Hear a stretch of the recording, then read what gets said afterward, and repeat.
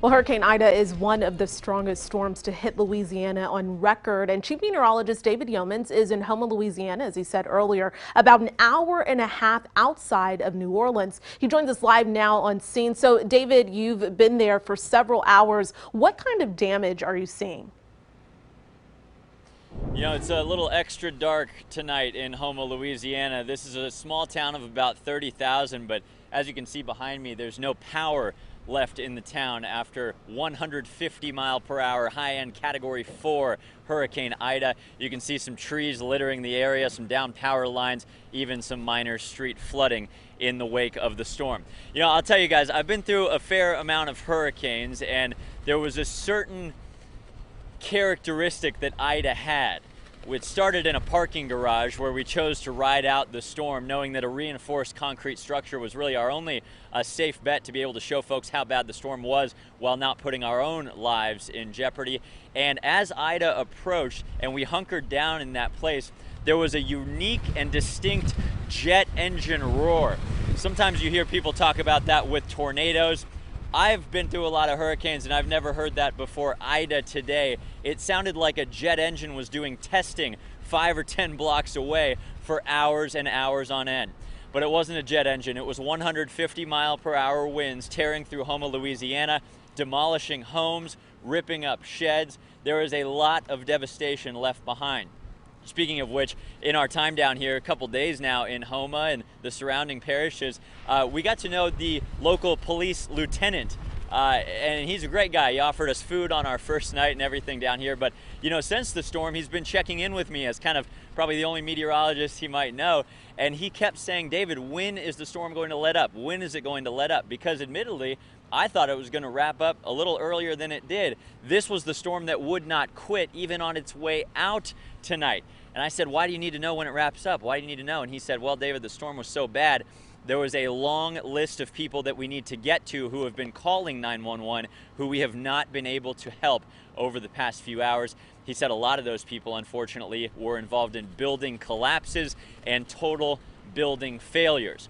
Now, they have had a chance to hit the roads tonight as the wind is still a little breezy, but the rain has stopped, and certainly the hurricane force winds are over with. We've been out looking at the damage ourselves, and we also ran into a couple and the gentleman's twin brother. They were out and about picking up a bunch of stuff from the street. So I started talking to them. They were picking up their own belongings, which had scattered a block or two from their home down the street, including this woman's wedding bouquet, which was really special to her. And they made this decision not to leave under a mandatory evacuation. I work at the hospital, so I'm kind of on call. I figured I would just stay behind, and when they would need me, I'm 2 seconds away. And we have dogs, and it's kind of hard to evacuate with them. It's so hard to find places that'll take them. Cute dogs are always the reason too, right? Luckily, everything was okay with them. They only lost a few minor possessions. They did live in a well-built brick home. I'm meteorologist David Yeomans live in HOUMA, Louisiana. I'll talk to you guys again in a bit. Back to you. All right, David, thanks so much for your coverage there. We will check in with you in a little bit. And David, you've had an extremely busy day. I know you've been nonstop streaming on KXAN.com. You've been reporting since 6 o'clock this morning on KXAN News. We wanted to take a look back at earlier today when landfall was happening. But when you have hurricane force wind gusts like this, and you're not even in the core of the outer eye wall yet, that's when you know you're in the midst of a strong storm.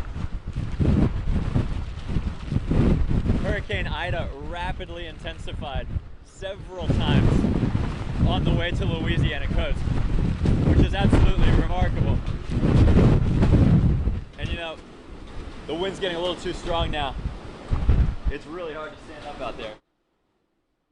Imagine. Wow, incredible coverage from David. For those of you that may have missed some of his live streams today, our KXAN blog, we've been updating that throughout the day, and David's been updating that too. Fresh video, new pictures, that's still on KXAN.com. David, we'll check in with you in just a few more minutes. Thanks so much. Try and dry out a little bit. No doubt there's some water in your boots here this evening. Let's just update you on what Ida is doing right now. A Category 2 hurricane now, winds of 105 miles per hour. There's New Orleans now pulling away from New Orleans.